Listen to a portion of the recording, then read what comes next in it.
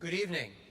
I am Gary Hall, the Dean of Washington National Cathedral, and it is my great pleasure to welcome you and our distinguished guests this evening to the 2015 Ignatius program on capitalism and morality.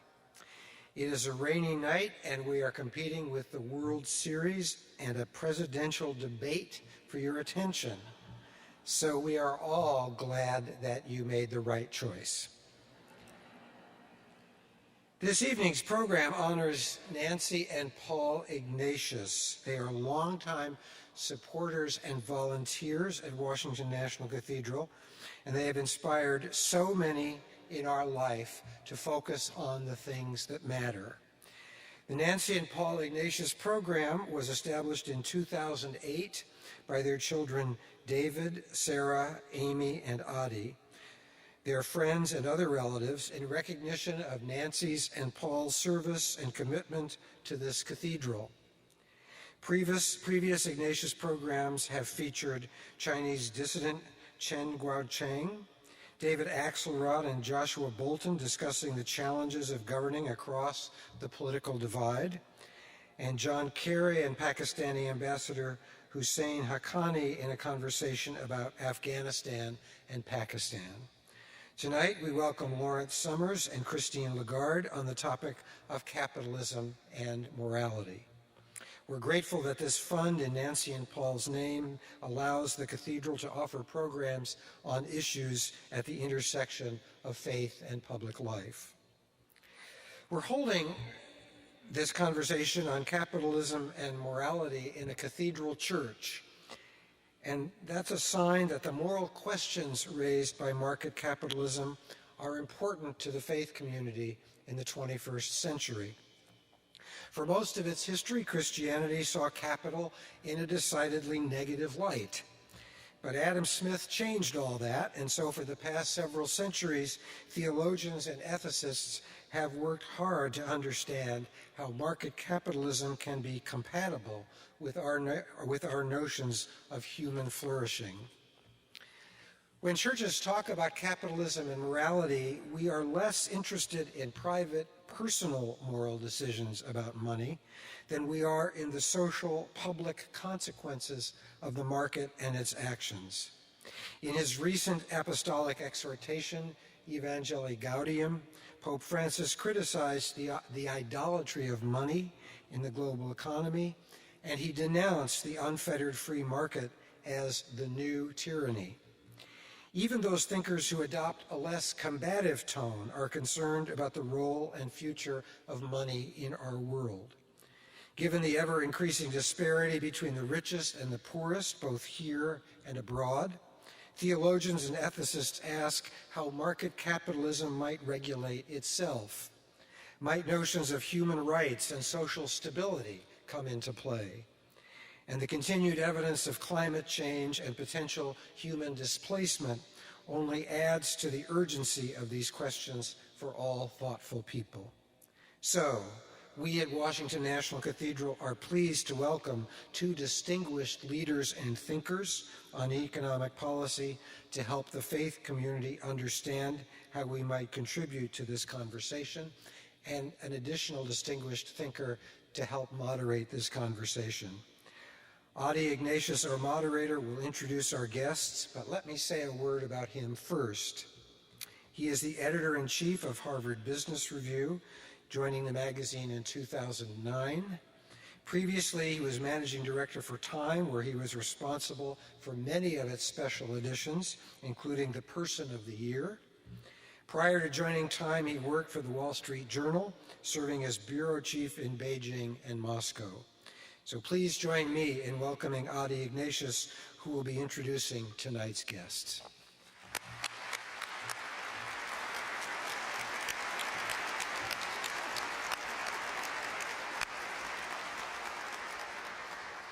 So thank you, Dean Hall. I want to say thanks to everyone at the Cathedral for allowing this great night to happen. And I want to thank everyone who's here. As Dean Hall said, you're here, you're not watching that Republican nomination process that it's just hard to look away. And also, as Washingtonians, I know you want to go home and root against the Mets as soon as possible, so we value very much that you're here. We have an amazing couple of speakers and a very important topic to talk about. It's capitalism morality, but we're really going to be focusing on the inequality challenge. I'm going to briefly introduce my two panelists because they truly need no introduction, but to my left is Christine Lagarde, who is the Managing Director of the International Monetary Fund and France's former finance minister. Trained as a lawyer, she was the first female chair of Baker & McKinsey.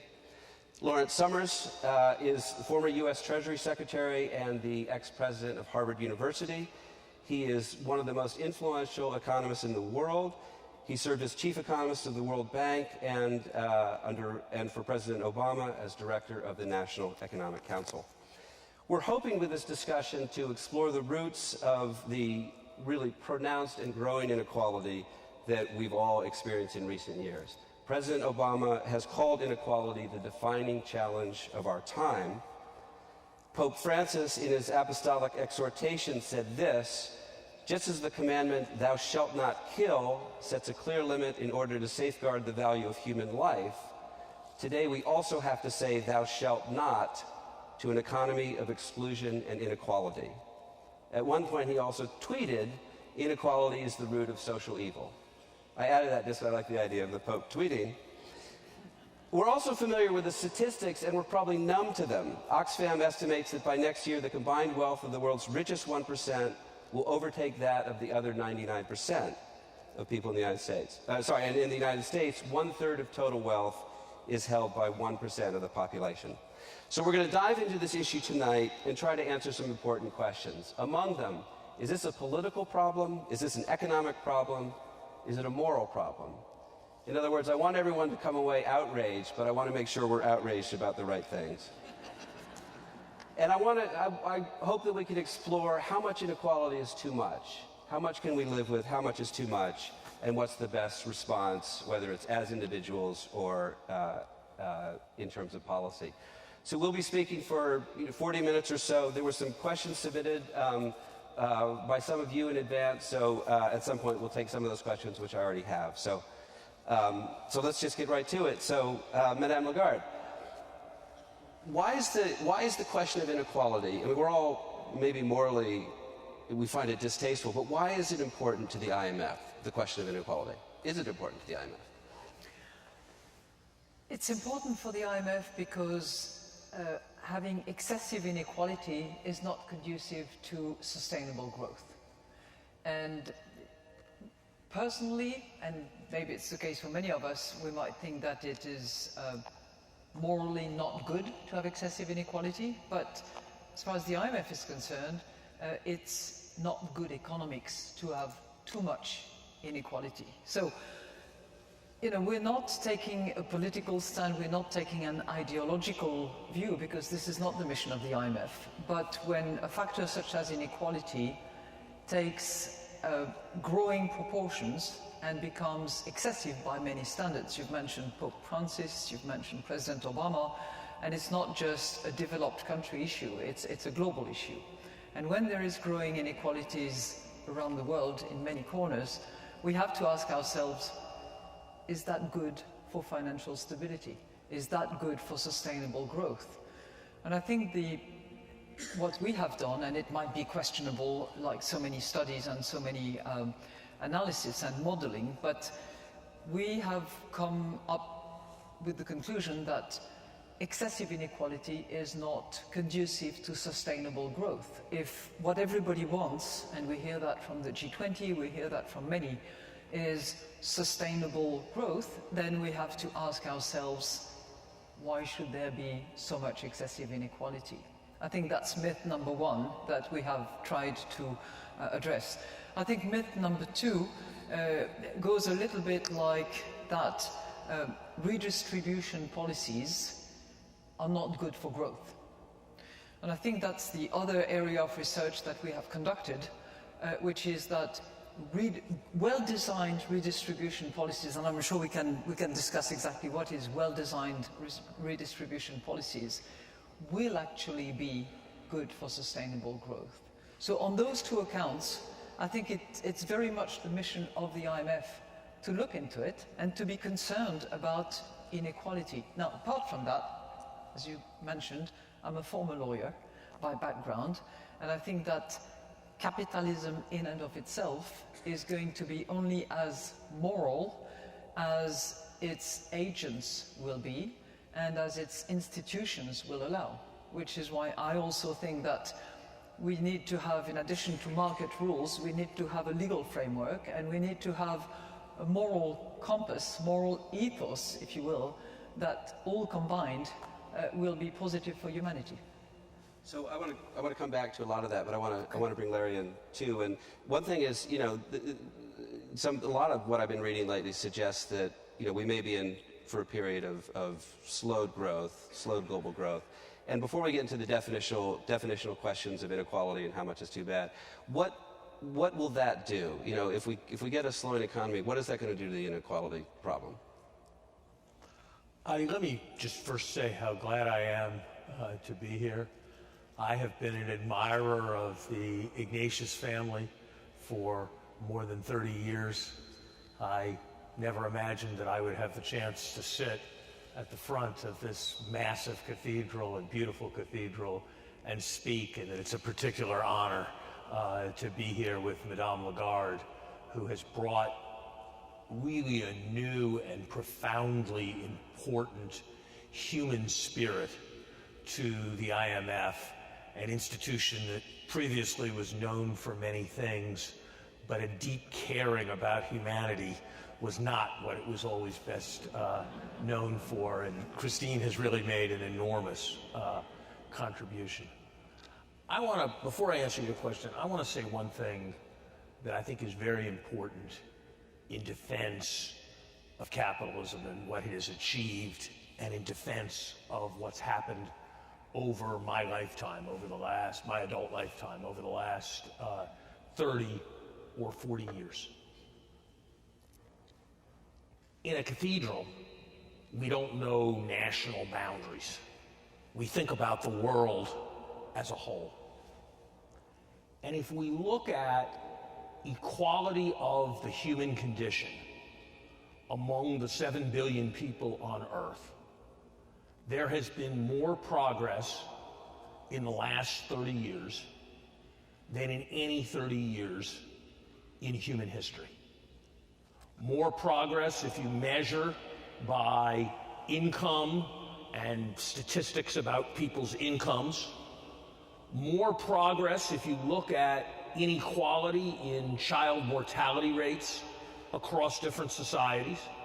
More progress if you look at equality as measured by differences in literacy rates.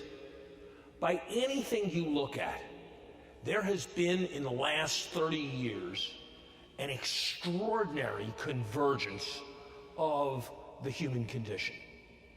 And what has driven that extraordinary moves towards equality of the human condition is the profound progress that has been made in many, many places, but simply by weight of numbers, most importantly, what has happened in China and what has happened in India, where they have grown, the two of them together, at an average rate approaching 8%, compared to 2 or 3% in the industrial world. And that has meant massive convergence, and what has come with that has been massive convergence in education, massive convergence in health status. It is a reasonable prospect that for the planet as a whole, one generation from now, child mortality rates will be where they were in the United States at the end of the 20th century, for the planet as a whole. And that is a seismic achievement in terms of bringing about equality, and that has been driven by the opening up of markets, by allowing the freedom for individuals to flourish that markets make possible in India and China. So we're going to talk about a lot of things, and we're going to be right, that are wrong with the market economy as it currently stands.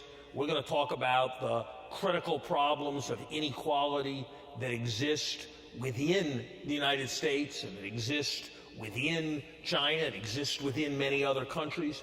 But let's remember that the big story, when somebody writes a history of what happened on planet Earth between 1980 and 2020, the story is going to be much more global trade and integration, much more flow of global capital, much more spread of market forces, and as a consequence,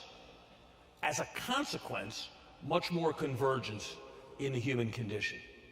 And the challenge, if we're going to keep that going, is to make it work in local societies, to make it work country by country. And that's where there's really a ground for huge concern, as Christine very eloquently said. Look, the most important determinant for the short to medium run of how a society does vis-a-vis most of its people is whether the basic defining dynamic is that there are jobs that need to be filled and it's hard, or whether there are people who need work and it's hard. And when it's the people who can't find work, all the power is with the employers, all the power is with hiring, and you see the prosperous do best, and you see everybody else fall behind. When it is tight, when the people who have work to do have trouble finding people to do that work, then you start to see wages rise, you start to see opportunities increase, you start to see firms reach to every corner of the society for workers, you start to see people who previously didn't have skills be trained. And so generating a high-pressure economy is the most important thing we can do over the next 5 or so years to start to promote substantial equality. And that is a lesson throughout the industrial world at a time when all of our economies are far more stagnant than they should be. So let's, you want to jump in? Sure. I totally subscribe to what Larry has, or shall I call you Professor Summers if you Larry, call me Madame Lagarde? Okay, You can try Bozo if you want, yeah, if not, but then you try call me Larry. Christine. Okay, I completely subscribe to what you said, and you were right that inequality between nations has been massively reduced over the course of the last 30 years. I think I would say 30 rather than 40, because then the Soviet Union has disappeared in the meantime. But I would say mission not accomplished yet, because when we look at what happens in Africa, for instance, particularly sub-Saharan Africa, and the lack of health, the number of women who give birth without doctors, the lack of education, the fact that poor people in those countries have 4 years of schooling at best, that 80% of people in sub-Saharan Africa in the poorest countries have just zero access to bank account financial transactions. There is still a lot of convergence to be had in the coming years, and I hope we can really focus the Sustainable Development Goals and all those efforts to help those countries develop themselves in that direction of convergence that you absolutely rightly identified. And let me jump in, with the U.S. So we're all, aware of the sort of, so that time period you just talked about with the kind of incredible achievements that we've made has also been a time where, by any measurement, inequality, certainly in this country, has increased a lot. I guess the question is, how should we think about that? At some level, inequality is probably necessary to drive economic growth, or it's certainly you can't get around it. It's just you have to live with it. That capitalism, at a certain level, is amoral. There are winners and losers. But this is a problem. This is a political problem. And I guess the question then is, how much inequality is too much? At what point do you realize that? And Larry, do you even agree that there is a problem here? Or is the big picture that we don't need to worry about this because we're generally making so much progress? No. We have to recognize, when we're keeping score for capitalism, that the spread of capitalism to China and India has done immense good, and the design of institutions that would allow functioning capitalism rather than too much kleptocracy and too much dysfunctional rule in Africa would do a lot to enable Africa to converge. But even as we pursue that, we can't be satisfied with where we are in the United States. Look, forget money. There are a lot of things you could say about money, but here's what haunts me much more. If you look over the last 30 years at life expectancy at age 50 for people who are in the top 20% of the income distribution, it has risen by 6 years. If you look at life expectancy for people who are in the bottom 20% of the income distribution, it has declined. Now, 6 years is, when I say 6 years of life expectancy, it's kind of an abstraction. But let me put it this way. If you eliminated all cancer, it would add 3 years to people's life expectancy at age 50. So something has happened that has widened the life expectancy gap that's twice as much as cancer over the last 30 years. And nobody can rest satisfied while that's true. And the question has to be what you do about it. I don't think it's quite right, Adi, to put the question in terms of what the right level of inequality is. I mean, ask yourself this question. Suppose America had 50 more people like Steve Jobs and Bill Gates, who innovated in dynamic entrepreneurial ways and did big technology things and created vast companies that produced products that became pervasive. Would that be good or would that be bad? I think it's pretty clear that it would be good. It would be good because of what we'd all get to consume. It would be good because of the opportunity that was created. But if you ask, what would the effect of that be on inequality, there would be more multi-billionaires. And so I think the question we have to look at is not what is the level of inequality. The question we have to look at is, are we doing what we can to make sure that everybody shares in the prosperity?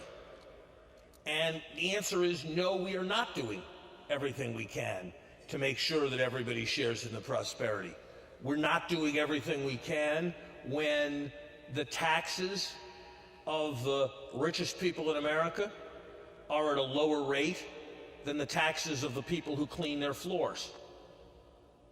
We are not doing everything we can when half the children of the people in the upper part of the income distribution graduate from college, and 1 in 10 of the children of the people in the lower part of the income distribution graduate from college. We're not doing everything we can when government takes it as a responsibility to guarantee financial stability, to stand behind the largest financial institutions in the country, but doesn't take responsibility for standing behind the employment of everybody who is eager and able to work in an effective way. So there's profound problems of fairness, but I think we need to be careful about approaching them through a politics of envy that defines the problem as the people who have a lot, and though they certainly should be paying much more in taxes, and instead focuses on the needs of the people who should have more, to be more fairly taxed, to be more fairly supported in their employment, to be given more educational opportunity at reasonable cost, to be given proper access to health care, and many more things. Christine, what do you think about that? I mean, so that's basically saying that as long as we have equality of opportunity, that we don't have to worry about absolute equality. I mean, I know you've talked about the root, why the problem has gotten worse over the past decades. Do you maybe want to talk about some of those ideas and, or some of those causes, and, you know, what in the world we do about trying to reverse those trends? I'm happy to talk a little bit about that, but I'm really interested in following up on what Larry has opened as a discussion, which is, how do we address it? And how can we try to reduce, not necessarily to reduce the number of the Bill Gates and Steve Jobs of this world, and they exist around the planet, not just in the United States, but how do we reduce at the other end the number of poor people, those who don't have access to education, those who don't have access to health services, and those who do not participate in the financial system. That's what I'm really interested in. But just briefly on the root causes, I think a lot of the studies concur to agree that it has to do with the massive improvement of technology, including in information, which has had good consequences, a good impact as well, but has created a distance and a gap between those who understand and access it and those who don't. I think the global financialization, if that's an English word that you can tolerate, I think has also been a factor in that. So, and there are a few others around the root causes of it. But how can we address that excessive inequality, and what can be done about it, I think is of interest.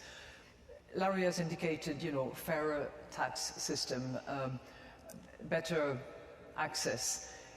I think we have to sort of drill down and see what can actually be done. I will mention a couple of them, and there's one that is very dear to my heart and on which the IMF has done some good research work recently as well, which is, more equal opportunities for women. Because when you start analyzing, not so much in this country, not so much in the United States, although it's debatable, but in many countries around the world, you realize when you look at the legal system, the constitution, the tax system, the access to childcare, you realize very quickly that there is a massive gender gap, not so much in the outcome, in the employment participation, in the salaries, in access to finance, and so on and so forth. And I think that if societies and governments were to address that head-on, as some governments have in places like Peru, like Namibia, for instance, it does make a difference. And it's tangible and it's measurable. That's one. The second one that is also, I think, dear to Larry's heart is with public finances that can be made available. If, for instance, you eliminate or phase out a lot of the unnecessary, poorly distributed energy subsidies around the world, and were to spend not all of it, but a good chunk of it in infrastructure, not just fixing bridges, which is needed, but also creating schools, creating good health services in many countries of the world. And it's not just advanced economies issue, it's also developing and emerging market economies issue. And we're to spend that money in what I call the soft infrastructures. Then you facilitate access, you improve equality of opportunity. And I think those are at least two dimensions that are absolutely critical to try to reduce the excessive inequality. In addition to that, you of course have a fairer and more progressive tax system that can help redistribute, as has been demonstrated by, say, for instance, some of the Nordic countries. Some countries have demonstrated that whether it's by cash transfer, by proper, well-designed tax progressive scheme, you can actually reduce inequality. Now, it seems to be something that's very difficult to do in this country, that when you talk about that, immediately the knee-jerk response is, it's class warfare, it's socialism, No, but it improves the bottom line. Look, I'm not fighting. Okay. I'm just saying that really I wanted Larry to pivot on that to say, so what do we do about that? That it's a very difficult. I mean, everything you say makes sense. There's evidence in the Nordic countries that it can work. Can I give you an example of a non-Nordic country, which was to me fascinating, because Prime Minister Abe of Japan listened to what we were saying about lack of opportunities, lower participation of women in the workplace, in a population which is aging and shrinking, particularly at working age. And we told him, we said, you have to change your fiscal system, you have to change some of the rules, and more importantly, you have to put money on childcare centers, which he has done now for 2 years. Not a miracle, but there is 1 million more Japanese women who have entered the workforce. this is not irrelevant, and it can make a difference, even in a country where it wasn't naturally the culture to do that. Okay. Let me comment on two things, if I could. First, as the father of 5 daughters, I'm not going to be left behind on the need to empower women. The most harrowing article that I've read in my career was an article that Amartya Sen wrote 25 years ago, in which he did a very simple thing. He looked at the census figures for every country in the world, and he looked at the ratio of the number of women to the number of men. In the United States, because women have a longer life expectancy, that ratio is 105 women for every 100 men. Globally, it is far less than that. Globally, there are 100 million fewer women than there are men. And that's driven by observations like the fact that in Pakistan, there are only 90 women for every 100 men. And that goes to a whole set of things. This was before there were ultrasounds and amnio and all of that. And so it goes to things that are pretty brutal in people's lives, and it's just wrong. And if you look at the other human development indicators in the countries that don't have women, they are terrible. Where you have more empowered, better educated women, you have healthier children who go to school longer. You have land that is better protected in the way it is farmed. You have societies that are less likely to go to war. This is something that is hugely important morally and practically. The way in which it plays out, there's the Sheryl Sandberg lean-in level about corporate executives, and there's what's going on in some of the poorest countries in the world, but there is no place where this is not an important issue.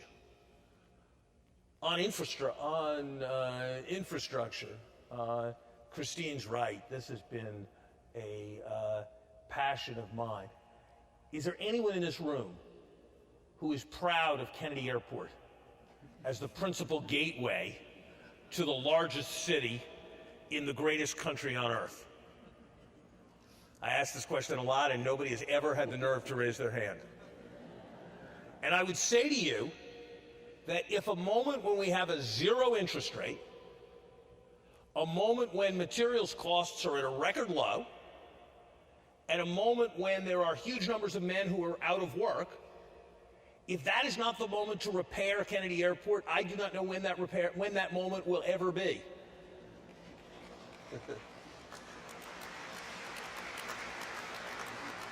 And hear me. Net federal infrastructure investment in the United States, that is taking out depreciation, last year was 0.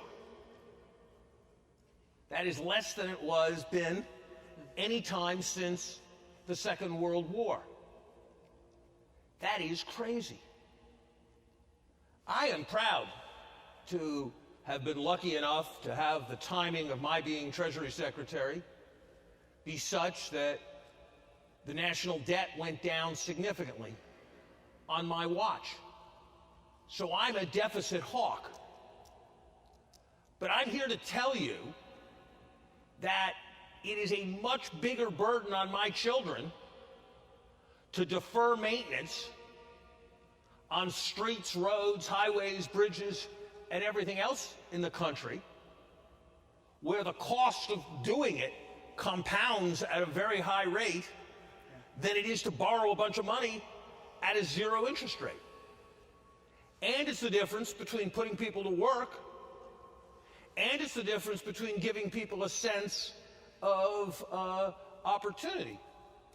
There is every argument for it, in part in order to get economies moving in many countries, including ours. It's okay to borrow when you're borrowing in order to invest. And that's what repairing the infrastructure is doing. And one of the many things I admire about Christine is that under her leadership, the IMF produced a study 2 years ago that showed that if countries borrowed, most countries, borrowed in order to finance infrastructure, because of the growth that would result, 5 years later, they would have a lower debt to GDP ratio. Get that, a lower debt to GDP ratio than they would have if they had not borrowed to finance the infrastructure, and they'd also have infrastructure for their people to enjoy and jobs for their people to work. And so it is crazy that we are not doing that. Now, you can't do that forever, and at some point you have to pay for it. And that comes to your question, Adi, and I'll just say this last thing, and this is another area where I think the IMF has done very well, but at least my view would be the IMF could do even more than it has. And that is cooperation across jurisdictions with respect to taxation. That sounds like an abstraction, and it all just sounds like a bunch of complicated accounting. But here's the basic point. If I can move and you can't move, it's going to be very tempting to say that I shouldn't be taxed, because if you tax me, I'll move, and you should be taxed because you're stuck anyway. And the problem we have in the global economy is that people are stuck. Most of them aren't going to move to the Cayman Islands in order to reduce their taxes. And companies are not stuck. And so there has been a massive pressure in recent years to compound all this problem of inequality by reducing the taxation of the wealthy and by reducing especially the taxation of corporations. And the only answer is that we bring the same kind of massive political energy that we rightly have brought to agreements like the TPP to the control of the excesses of global capitalism by making sure that corporations can't escape taxation by locating their profits in Ireland or Luxembourg or the Cayman Islands. The countries can't compete with each other by having a race to the bottom in corporate taxes. The countries can't compete with each other to have the lowest capital requirements so they get to have a more vibrant financial services industry. And it's not that progressives really have, in my view, that much to be unhappy with about the content of agreements like the TPP. It's the things that should be alongside the TPP to produce greater international management of this integration so that it's not for the benefit of the top 1% that is the important missing part of the agenda. Larry, you're touching something which is so highly sensitive in any country, but you are totally right. And you know how sensitive it is because all countries are the same, and I'm sure the US Treasury was the same as well. The ability to levy tax, the ability to frame a tax system, the ability to compete with other countries is very often rooted and based on taxation, and is one of the attributes of nations. So the moment you begin to say, well, we're not going to do it on a national basis, and the basis will no longer be determined by the sovereign, but we're going to have this international agreement which will not only try to avoid double taxation, as so many of the tax treaties do currently around the world, but we're going to try to actually target in a fairer and more equitable way excessive profits, excessive gains, excessive income in order to properly redistribute. And we will do that in fairness to other countries. That is a very difficult task. Not to say that we shouldn't do it. We should. But it's touching on the very essence of nations. And you know, I can't help thinking about my good old Montesquieu, who used to say, when you change the law, when you write the law, tremble.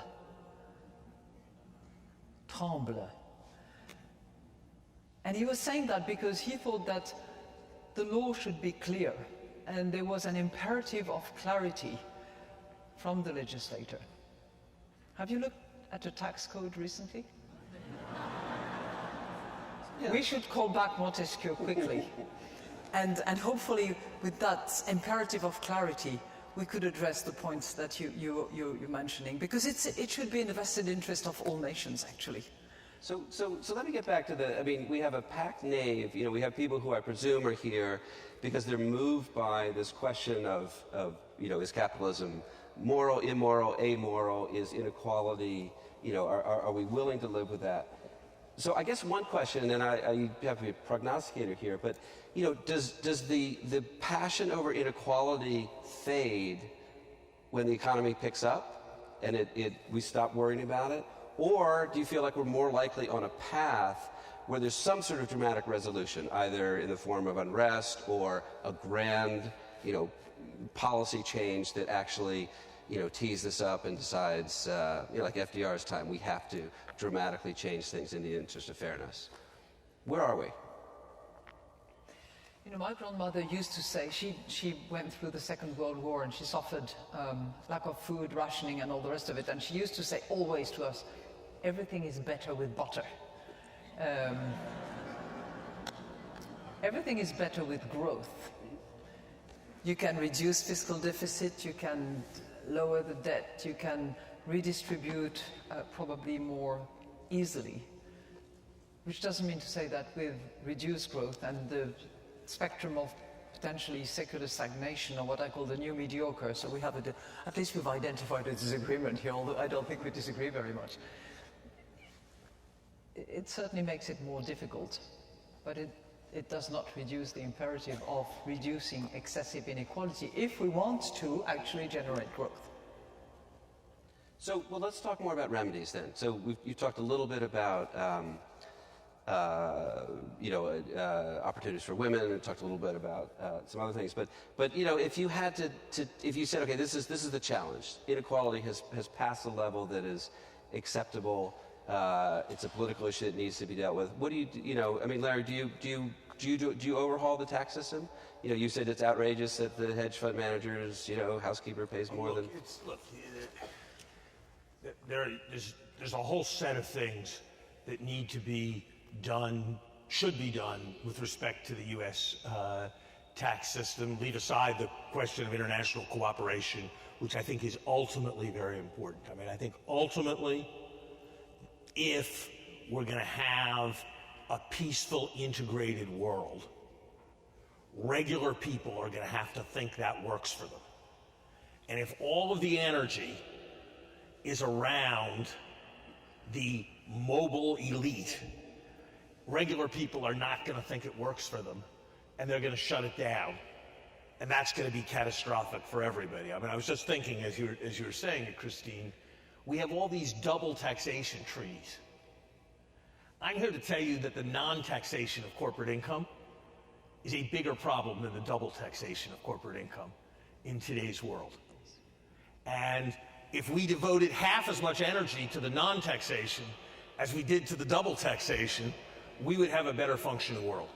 Look, we haven't talked about, you mentioned before, the whole question of equality of opportunity. It's gonna be the case that the people in this nave are going have, in many cases, and in a few cases will, be able to give their children opportunities that not every child has. And there's no way in a free society to be able to fix that, even though some people would say it was unfair. But we can have a functioning estate tax system that meaningfully promotes equality of opportunity. And we have something that is closer to a voluntary estate tax system than to a functioning estate tax system in the United States and many of the other major countries, and something should be done about it. So I think progressive taxation is at the center of this. I think a second huge area, it's not something that will show results over 10 years, is the whole set of issues around equality of educational opportunity. And we do not in the United States even discuss, it is beyond the pall of political discussion, to discuss what I think is probably the single greatest problem for equal opportunity. And when I say it, you'll all go, well, yeah, but can't possibly change that. And that is the idea of local finance of public schools. If you think about it, where I live, if they raise the tax rate on everybody's house by 25 basis points, they can buy vastly more education for all the kids than where a set of less fortunate people live 10 miles away. And so we are one of the very few countries where the more need there is for resources to educate the children, the less resources there are. And that is a direct consequence of the idea of local finance of schools, and the idea that, as an old teacher of mine said, to understand issues about local finance, he said there's only one thing you really need to understand. The rich want to live with the rich, and the poor want to live with the rich. And, there's some number of, when I was here, when I worked here in Washington, I lived in Bethesda and sent my kids to public schools. And the amount that Bethesda the quality of the education that Bethesda could finance with a given tax rate was far greater than what could be financed in parts of the district.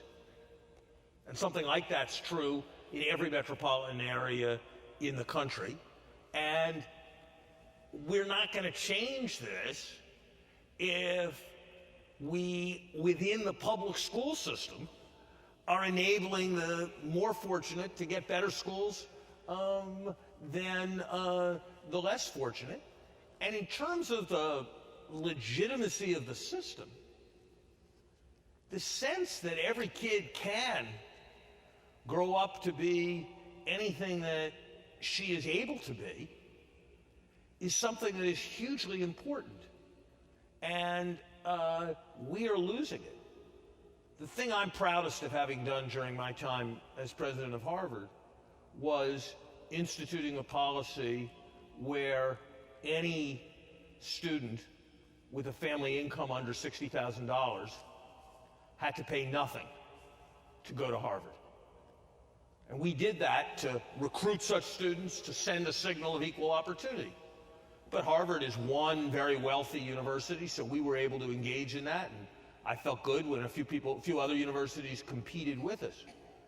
But it is a much broader issue, and there has to be some kind of public role to support education. So education's the second major piece, along with progressive taxation. So back to the topic then, capitalism and morality. I didn't mean that. I just talking. There's the Milton Friedman quote that the social responsibility of business is to increase profits, nothing more. What does it say? The social responsibility of business is to increase profits. And that wasn't simply a declaration for greed, that other things will sort of take care of itself but that businesses don't need to worry about their role in community, social spending, whatever, that their job is just to... So my question then is, what is the intersection between morality and capitalism? Is it, do we stand back, try to create equal opportunities and then stand back and live with consequences, some of which we'll be happy with, some of which we won't? Or is there a moral imperative that if you have the right to run a company, everything that's involved with that, to take advantage of the infrastructure, to profit from all of that, do you have responsibilities then to your stakeholders, your employees, your communities. Is that part of the bargain, or is that, how do you say that? Well, the fact that you used in the first quote the word shareholder, and in your comments you used another word, you used stakeholders. And I think that goes a long way into describing what has happened, which is that it's not just a shareholders issue, it's a stakeholders issue. And I don't think that if you just refer to your single purpose as being to increase profits, you're going to hire a lot of young talents, because it's not what is going to motivate a lot of young people.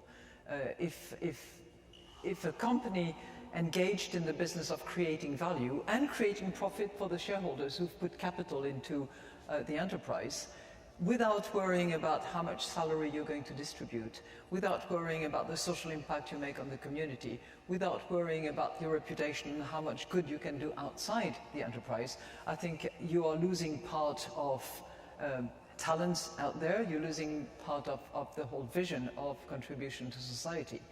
So, I said in the beginning that capitalism is going to be just as moral as people will be moral, and as moral as institutions will determine a framework within which behaviors will be acceptable. And it's very much an imperative of all of us to actually be not just mindful of your own self-interest, as Adam Smith is described to have said, which I think is wrong, by the way, because I think he's gone well beyond that.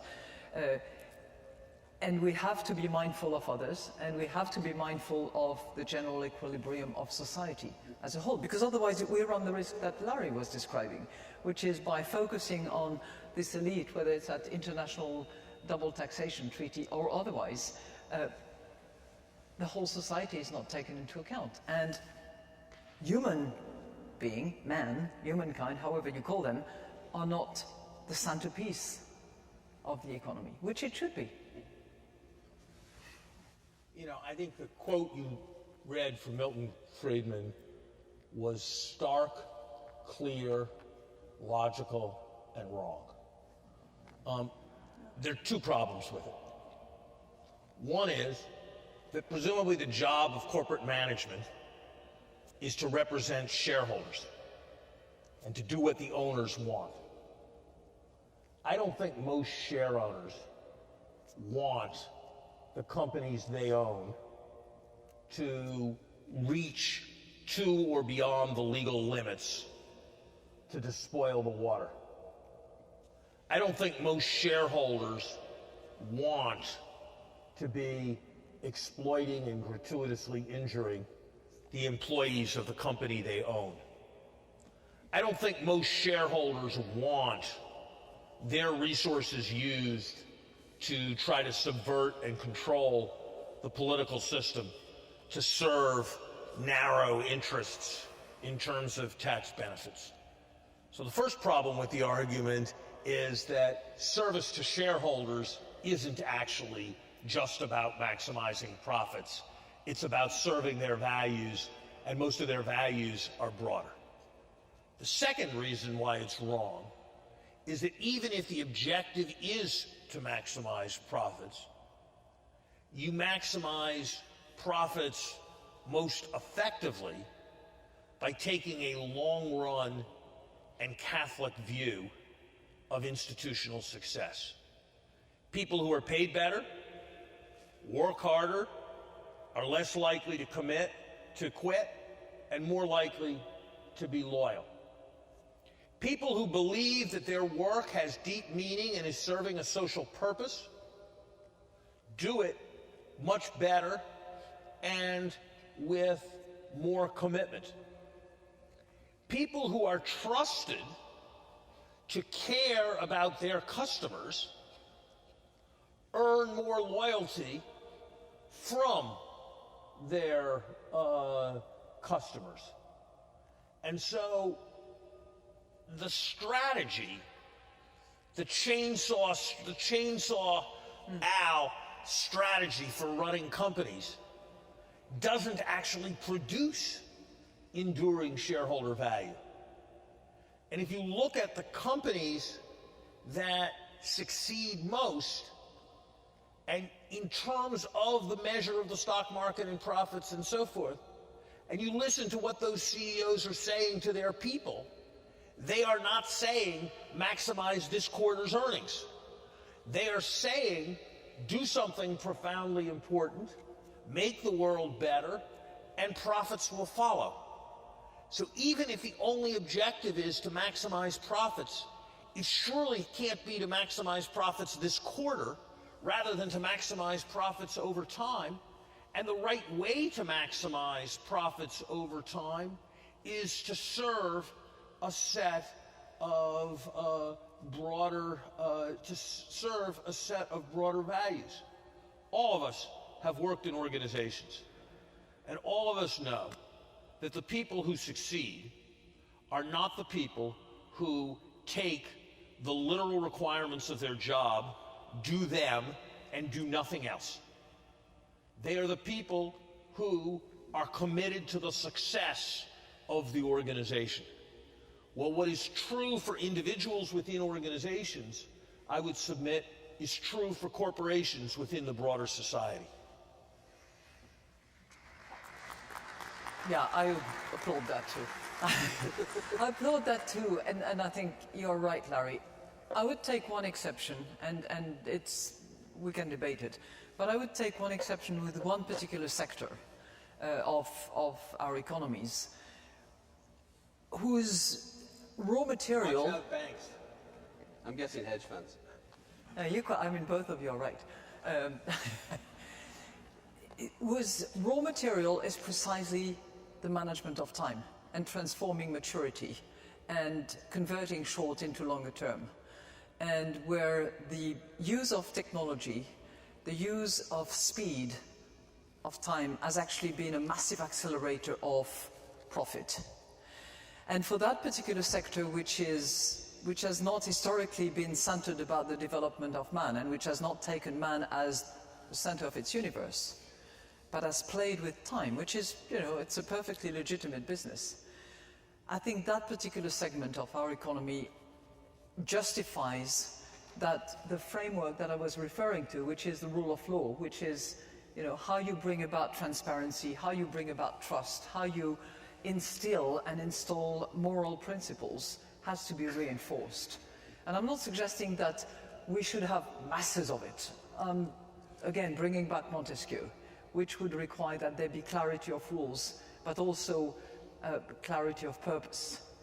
With that, transparency, trust, and morality compass as part of the equation. And that can very well translate into the long-term objective that Larry mentioned.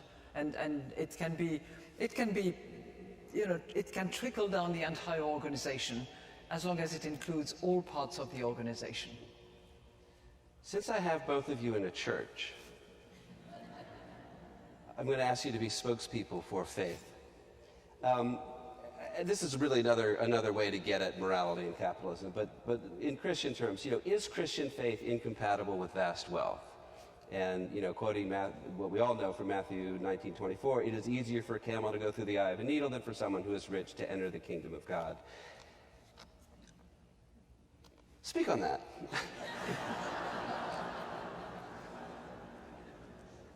I think it all depends what you do with your wealth. If you're prepared to share it, if you're prepared to, I don't know how you translate in English the parabole des talents, but if you use your talent as is called for, in a productive, effective, and generous way, and if you practice caritas, I don't see how, wealth in and of itself would be ashamed. I think it's how you use it, what you do with it, and what purpose you give to your life as a result, which really matters. Mm-hmm. I've been on a lot of panels in my life, a lot of panels. I have to say, as a Jewish economics professor, this is the first occasion, and I frankly hope the last, on which I have been asked to opine on Christian morality.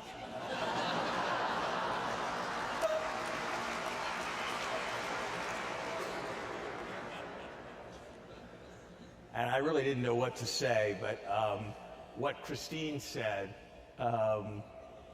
which is that it must depend on how you use your wealth, absolutely feels right to me.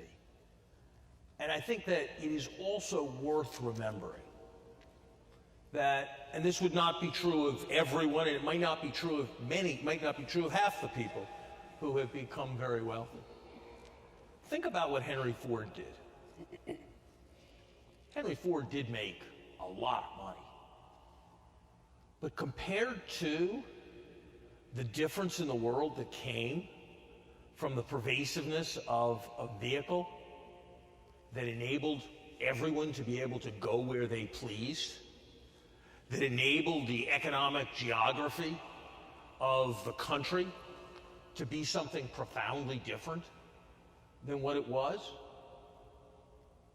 we were much better off with him and his fortune than we would have been if he hadn't had his fortune.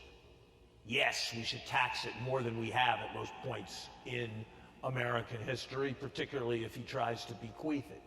Yes, we should encourage more philanthropy. But don't lose sight of the fact that people have many of the fantastic opportunities they do, the fact that every kid across America can take any class, more or less any class that's offered at Harvard, on an iPad that they can buy for $300. That happened because of people pursuing fortunes. And so the challenge is to harness and control and provide a scaffolding for the people to live out their dreams, including their dream to accumulate great wealth, in ways that cause them to serve society. But I think it would be terribly dangerous to suppose that people who seek wealth and succeed are presumptively doing something immoral. And I certainly hope that that would not be a proper reading of Christian faith. Mm-hmm. So we have a little bit of time left. Let me go to, there were questions submitted from some of you in advance. So I'm just going to read this, and you can both take this. Let's start with human rights and social stability. Is it possible to articulate a basic standard of living that would respect the dignity of every human being, and would that contribute to a more stable global society, particularly with the looming threat of climate change thrown in? But you know, the idea of a basic living wage, which is, you know, people are talking about it more. Is that something that makes sense in the real world? Well, it exists in quite a few countries. You know, I certainly for myself come from a country where there is actually a minimum indemnity, minimum benefits that are paid to everybody.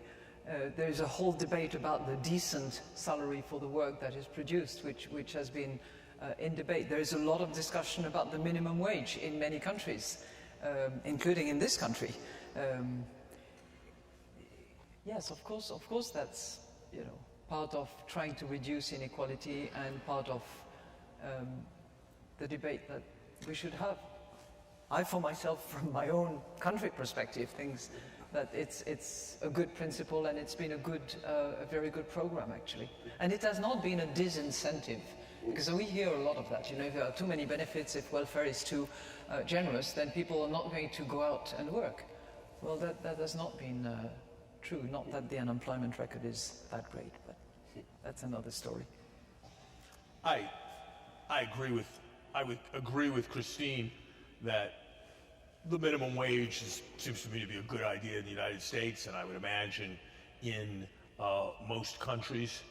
You can debate what the right level of the minimum wage is, but I'm not aware that anybody thought disemployment was a major, due to the minimum wage, was a major problem when Ronald Reagan was the president.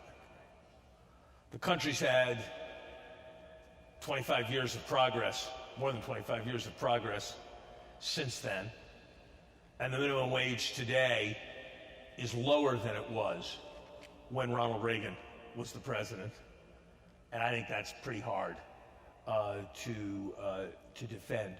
But I interpreted your question actually a little differently, or the question a little differently, Adi, and here I'll say something different.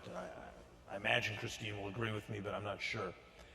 And that is there some universal norm that in all times and places would constitute a basis for a dignified life? And I would be a little bit skeptical of that notion, because I think the concept of what is necessary is socially defined and depends upon the construct of society. What constituted an adequate middle-class lifestyle in the United States in 1947, today we would regard as being unacceptable for any of our children to live in. And so, yes, I believe in the notion that a society should declare that all of its people should live at a given standard of living, but I don't think there's any universal that will apply through time or that could be applied universally across all countries and across all societies. Probably time for one more question. This is raising your countryman, Thomas Piketty. Piketty argues that slowing economic growth over the coming centuries means that income inequality will grow more severe, and in the past that has led to violent social unrest. What reasonable measures can be taken to change that trajectory? So that sort of gets back to our first question. Is economic growth going to falter? Is that going to make the problem worse? How do we avoid a trajectory that is really bad? You know, I think we've addressed that a little bit. When there is high growth and you want to redistribute, you have more to redistribute and it's easier. But it doesn't stop you. I mean, the fact that growth is going to be lower, assuming that is the case, will not stop you from trying to redistribute, will not stop you from trying to borrow at zero interest rates to invest in infrastructure, will not stop you from eliminating subsidies that are costing trillions, not billions, trillions of dollars around the world in order to invest in what will be effectively productive, will not stop you from spending money efficiently when you have big publicly funded projects, and therefore, if all of that was done, from actually being able to have higher and more sustainable growth. So I think it's really a question of political determination to break that circle of low growth, poor redistribution, more inequality, bad societies, violence, populism, and so on and so forth, which is the vicious circle. You have to break away from that with the political determination to go through what I've just gone through, seems to me.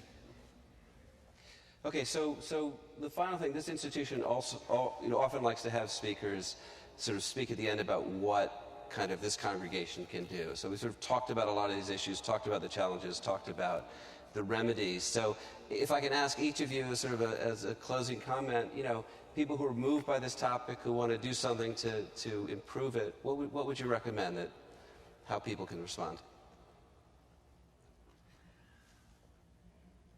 Include women, spend money on education,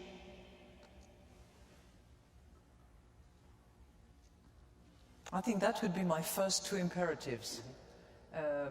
You caught me off guard. Let Larry talk. Okay, we'll come back. Yeah. Let me mention a few things, trying to bring in both the international dimension and the national dimension.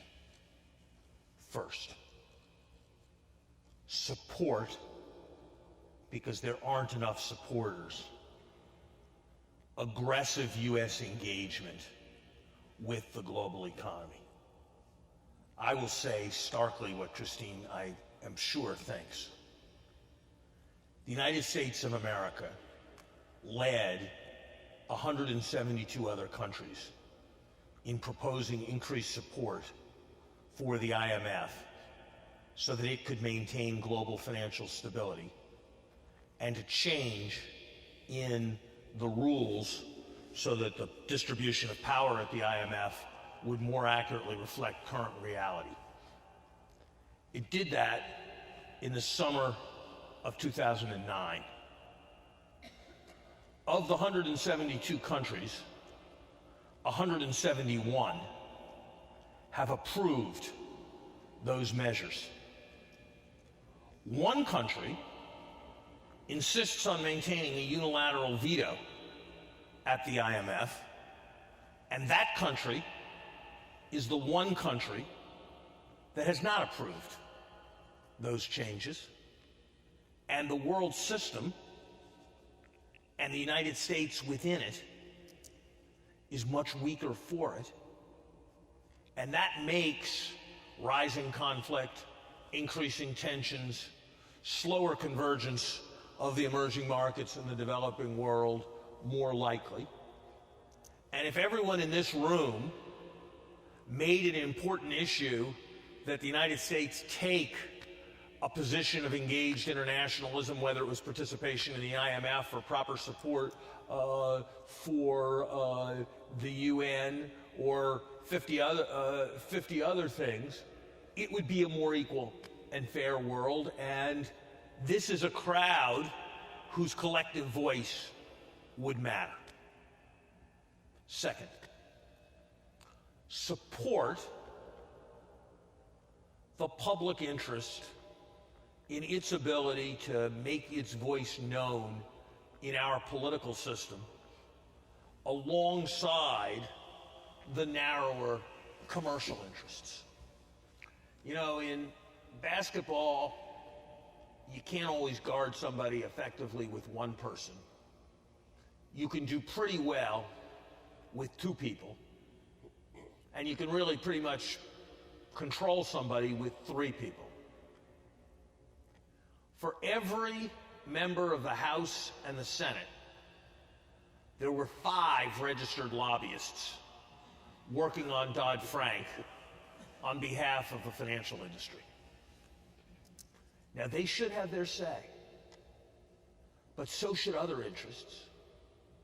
And finding ways to support those various interests in our public system is a second thing that I think the people in this room can do. The people in this room are the permanent Washington.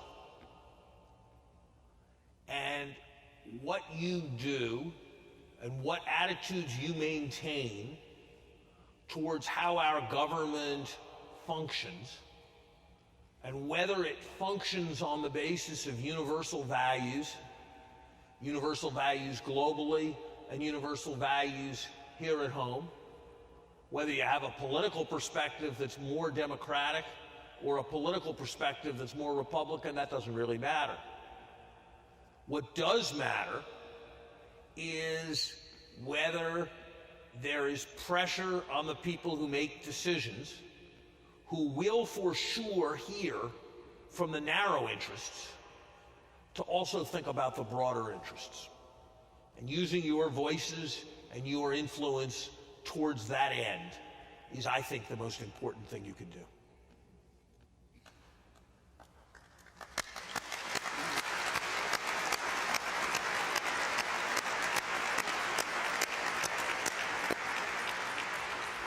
All right, well, on that inspiring note, I want to thank our speakers for, we're very fortunate to have 2 of the greatest thinkers in the world talk about some of these issues. So please, once again, join me in thanking Christine Lagarde and Larry Summers, and thank you all for being here.